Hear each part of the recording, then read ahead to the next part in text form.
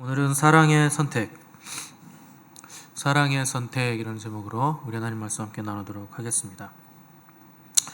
사도 바울의 원래 계획은 고린도를 경유해서 마게도냐로 가는 것, 그리고 고린도 교회의 지원을 받아서 다시 예루살렘으로 가는 게 계획이었는데 중간에 계획을 변경합니다.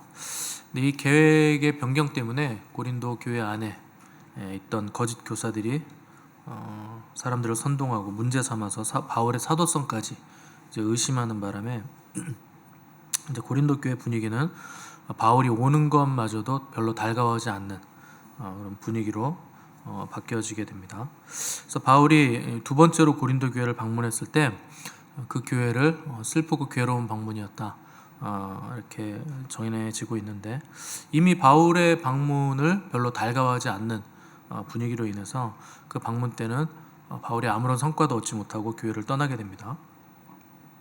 그러니까 이런 일들이 이제 교회를 사랑하는 바울에게는 굉장한 근심이었죠. 그래서 바울은 이 문제를 해결하기 위해서 이제 결단을 내려야 됐는데, 이 결단의 내용이 오늘 본문 1절 보시면, 내가 다시는 너희에게 근심 중에 나아가지 아니하기로 스스로 결심했다. 바울이 이렇게 기록을 했습니다. 그러니까 결국에는 고린도 교회를 방문하지 않는 것이 바울이 내린 결단이었다 하는 거죠. 그러니까 뭐 그들을 포기해서거나 감히 이것들이 나를 모함하고 공격하고 미워해 뭐 이런 게 억울해서 이런 결단을 내린 게 아니고 사랑하기 때문에 이런 결단을 내린 것인데, 우리 뒤에 고린도후서 11장으로 한번 가보세요.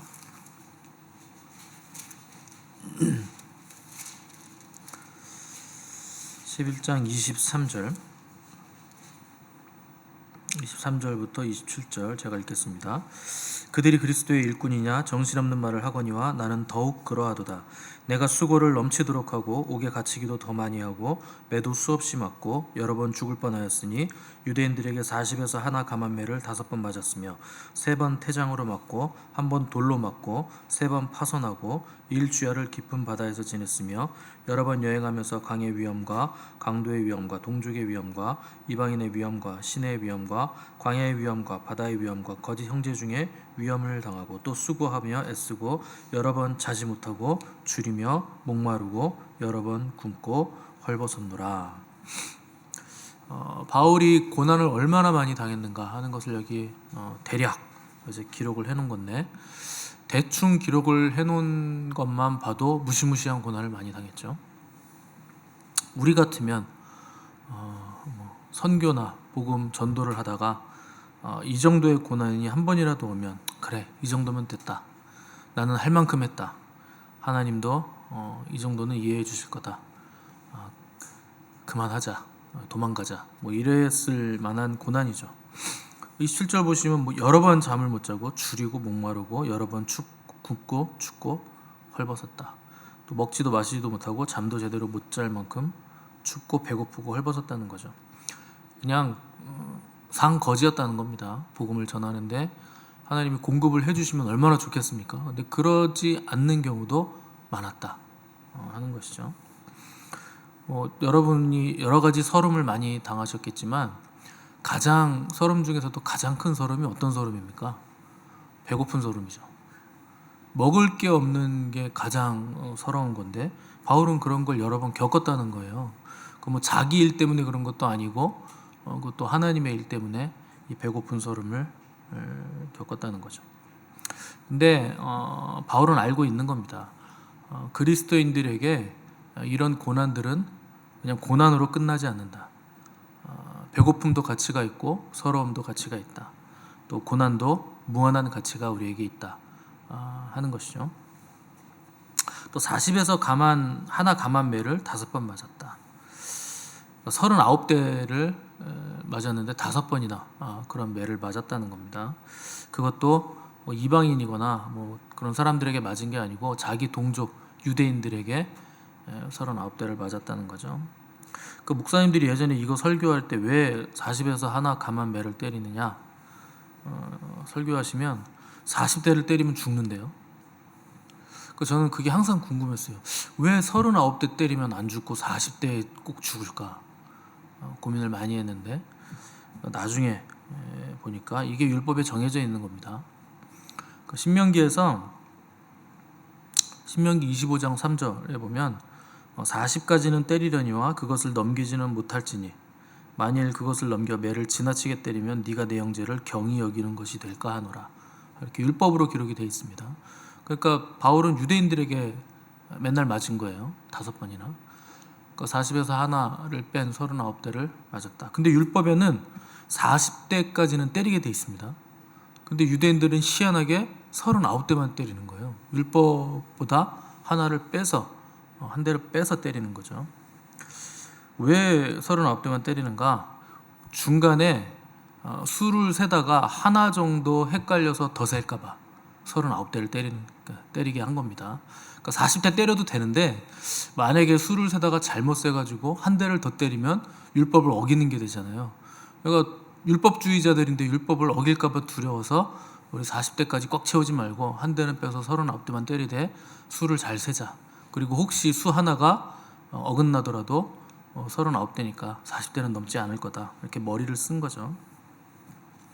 그러니까 40대까지 때린다. 40은 이제 고난의 숫자이고 완전한 고난, 형벌이기 때문에 40대를 때리라고 하는 것이고, 그거를 넘어가게 되면 그때부터는 이제 비인간성이 발휘되고 맞는 사람이나 때리는 사람이나 이게 또 악에 바치기 때문에 절대 40대 이상 넘기지 마라.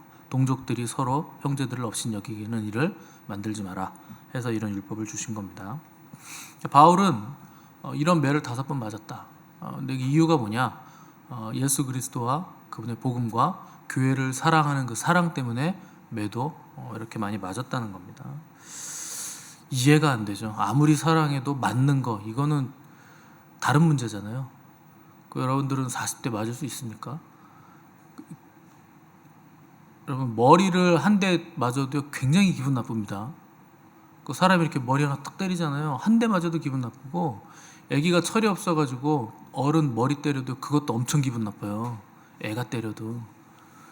그냥 뒤통수 맞아도 기분 나쁜데 태형이잖아요. 뭐 몽둥이로 받든지 옛날에 우리나라 사람들처럼 엎어놓고 곤장을 물볼기를 때렸잖아요. 물을 이렇게 적셔가지고 아주 짝짝 달라붙게 그렇게 때리든지. 그 39대를 5번 맞았다. 매 맞는 거는 복음 전하는 것과는 이렇게 별개의 문제로 생각이 된다는 거죠. 어떻게 이런 거를 할 수 있나? 아무리 사랑해도 그렇지. 주님을 사랑하고 복음을 사랑하고 아무리 교회를 사랑해도 그렇지. 어떻게 이렇게 살 수가 있나? 이해가 되지 않죠. 이해가 되신다는 얼굴들인데 정 이해가 그렇게 되고 원하신다면 제가 때려드릴 수 있습니다. 물볼기를 그냥. 왜 우리는 이게 이해가 안 되냐면 바울만큼 주님을 사랑하지 않기 때문에 이해가 안 되는 거예요.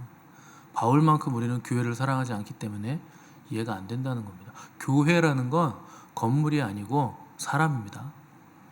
성도들을 사랑하는, 그들을 교회로 보고 인정하고 교회를 사랑하는 그 사랑이 너무나 커서 바울은 이런 일들도 마다하지 않았다는 겁니다. 어떻게 그럴 수 있나 이해가 안 되죠. 아무리 이해해보려고 해도. 근데 원래 사랑은요 이해가 안 되는 거예요. 여러분 사랑이 이해가 되십니까? 멀리서 보면 저 사람 왜 저러지 싶은 일도 가까이 가서 봤는데 저 사람 사랑 때문에 저거를 사랑해서 저렇게 하는구나 하는 걸 알게 되면 어느 정도 이해가 되는 겁니다. 그러니까 사랑은 그 사랑의 당사자가 아니면 누가 이렇게 멀리서 그렇게 보면 전혀 이해가 안 되는 일들도 서슴없이 한다는 거예요. 그게 사랑인 거죠. 그래서 사람이 무엇을 사랑하느냐에 따라서 그 사람은 그것을 위해 자기의 모든 것을 던지게 돼 있습니다. 그 생명까지도 던지게 돼 있는 거예요. 그래서 뭐 가끔 뉴스 같은 데 보거나 어떤 책 같은 데 보면 재벌의 자녀인데 서민을 사랑하는 바람에, 가난한 사람을 사랑한 바람에 아버지를 떠나서 그 사람과 결혼하면 너 국물도 없다 이런 협박을 받는데 사랑 때문에 재산 필요 없어요. 나와서 그냥 서민으로 삶을 살아가는 재벌들이 간혹 있습니다. 여러분은 이해가 안 되죠. 우리는 서민으로서의 삶은 잘 많이 살아봤는데 재벌로서의 삶을 살아본 적이 없으니 그거를 왜 포기하고 왜 서민이 돼? 뭐 이런 생각이 들겠지만 사랑은 그런 겁니다. 그런 거예요.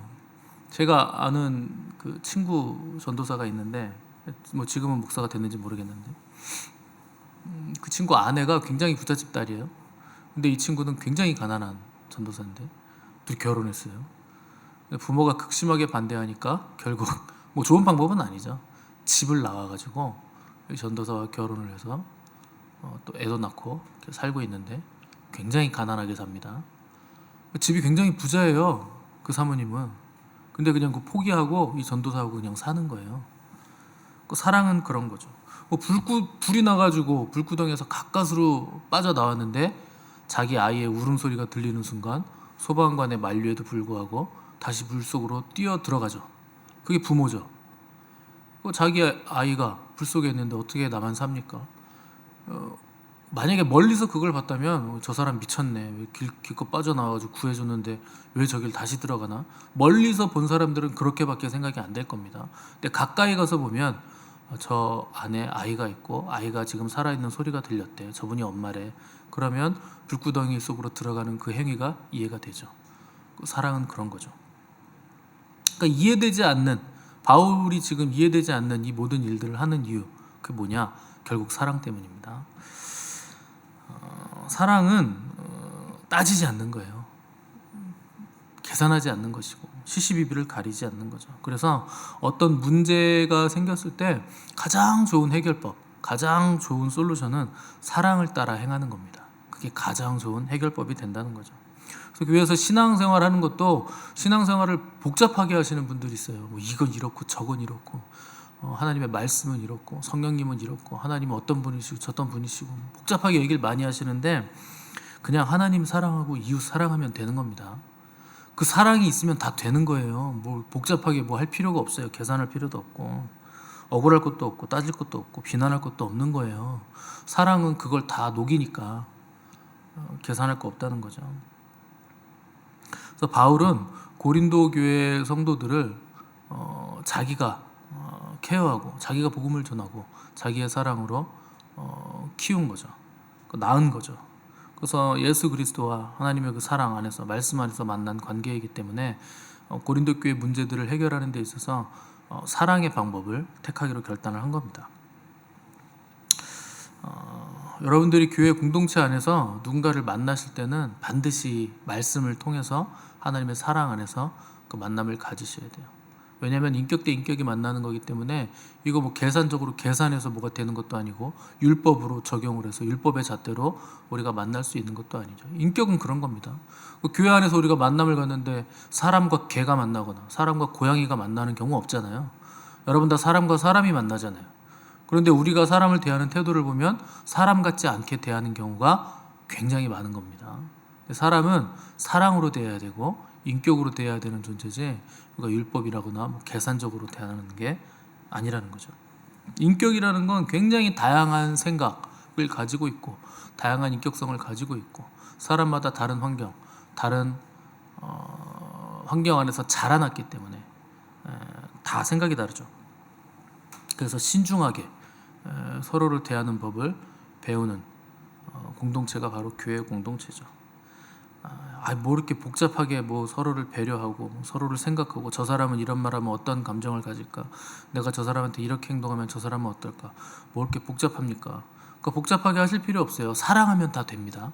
근데 사랑이 안 되니까 우리는 사랑을 배워야 된다는 거죠. 그래서 사랑이라는 건 내가 하고 싶은 대로 하는 게 아니죠. 상대의 유익을 위해서 내가 하고 싶은 걸 포기하는 거잖아요. 그게 사랑입니다. 그래서 할 말, 못할 말 다 못하는 것이고 해야 될 말이 있고 안 해야 될 말이 있고 해야 될 행동이 있고 하지 말아야 될 행동이 있는 거죠. 그러니까 작은 거 하나가 사람을 굉장히 기분을 안 좋게 만들고 시험 들게 하는 거죠. 그래서 제가 안내하시는 분들한테 꼭 연초에 부탁드리는 말씀이 그거예요. 사람의 외모를 가지고 인사하지 마라. 오늘 표정이 왜 그래요? 그건 굉장히 무례한 겁니다. 안내위원들은 명심하세요. 그런 걸로 인사를 하시면 안 되는 겁니다. 반갑습니다. 아유 어서 오세요. 그냥 이 정도 수준에서 끝나야지. 오늘 얼굴이 안 좋아 보이세요? 어두워 보이세요? 살찌셨나 봐요 요새. 이거는요 싸우자는 거예요. 그거 뭐 죽자는 겁니까? 그냥 싸워가지고? 안내위원들은 명심하십시오. 말랐다는 것도 안 되는 겁니다. 그 누구는 뭐 살찌고 싶지 않아서 마를까요? 그러니까 본인들이 생각했을 때 기분 나쁠 것 같으면 하시면 안 되는 거죠.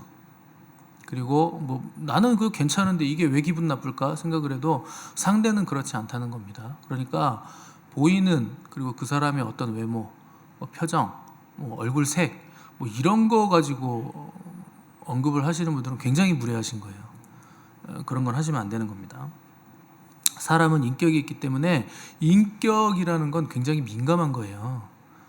우리는 성장 배경이 다 다르기 때문에 작은 것 하나에도 상처받죠. 여러분도 뭐 큰 것 때문에 상처받습니까? 별것도 아닌 거 지나고 나서 보면 별것도 아닌 것 때문에 상처받죠. 왜냐하면 그게 내 안에 굉장히 약점으로 남아있기 때문에 그게 누군가 건드리면 굉장히 큰 상처로 다가오게 된다는 거죠. 그래서 우리는 신중하게 서로를 대하고 배려하는 법들을 공동체 안에서 배워야 되는 거죠.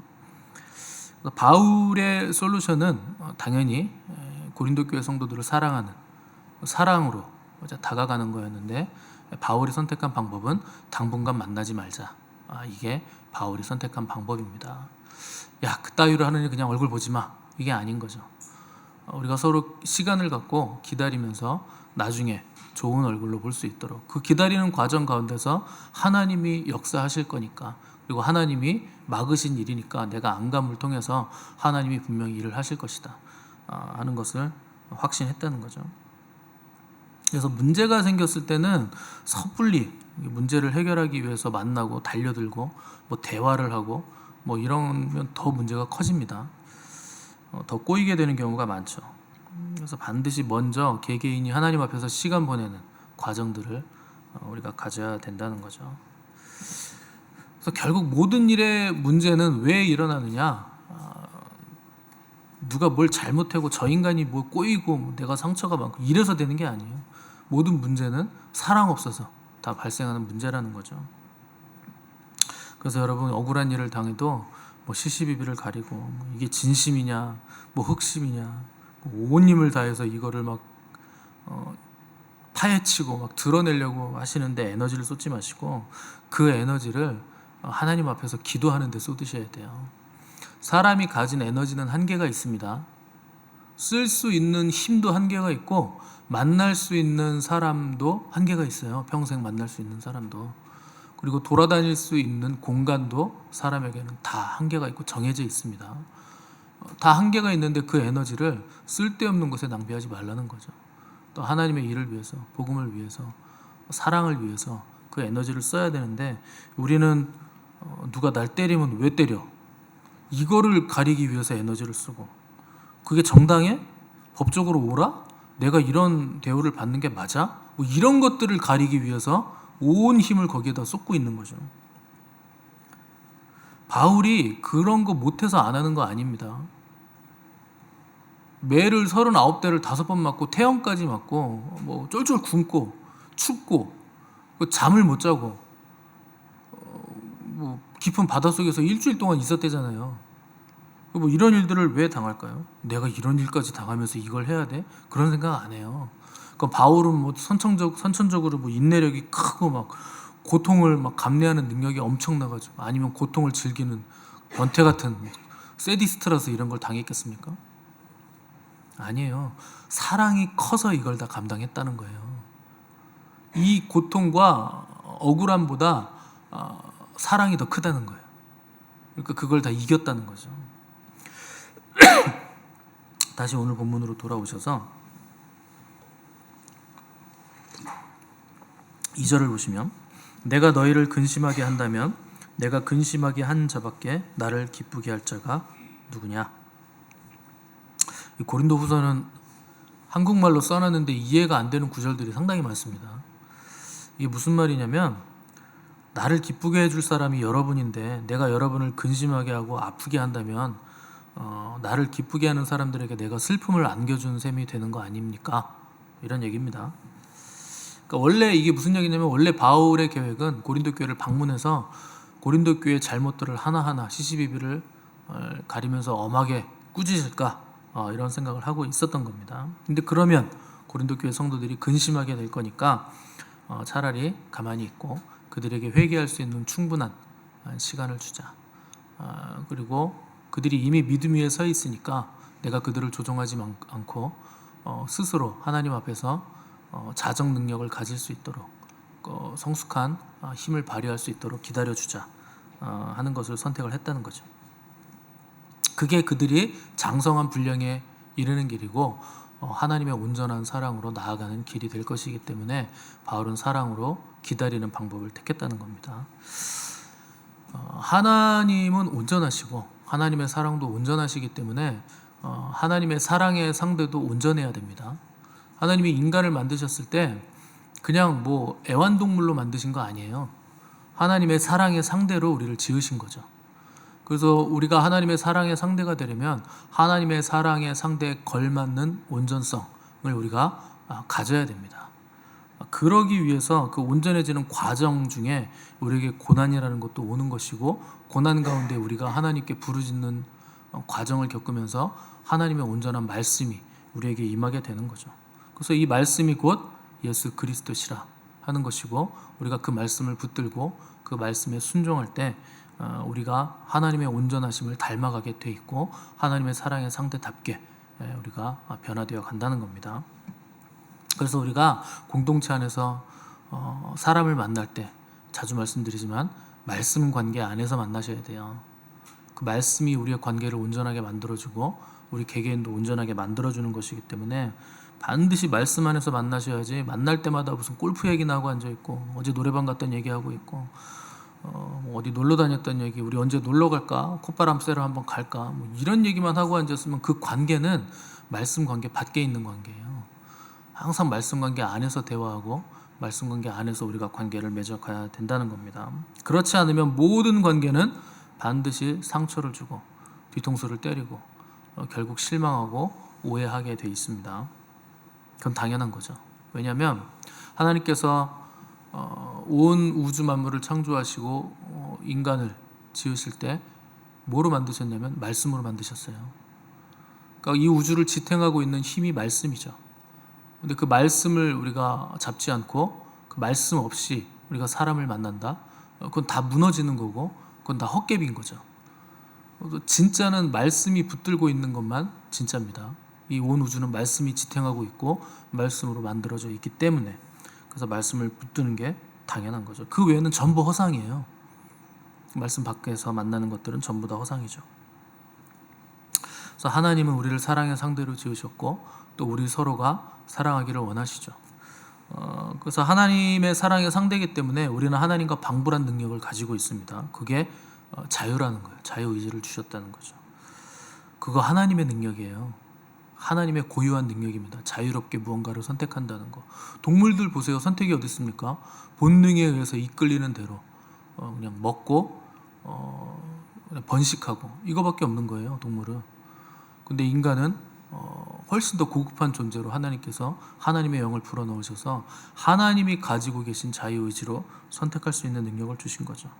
그러면 이 선택할 수 있는 능력으로 도대체 우리는 무엇을 선택할 것인가?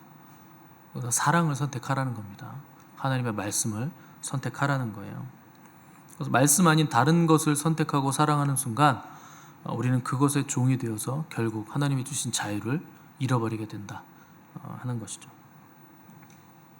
그래서 이 땅에서 살아가는 사람들은 누구를 막론하고 다 고난을 당합니다. 문제는 주를 위해서 고난을 당하느냐, 자기를 위해서 고난을 허비하느냐 차이만 있을 뿐이죠. 그래서 고난이 유익이 되는 이유는 순종과 헌신과 사랑을 배우는 과정이고, 자유로 우리가 하나님의 말씀을, 그리고 그분을 사랑하는 사랑을 선택하는 과정이 되기 때문에 이것이 우리에게 유익이 된다는 겁니다.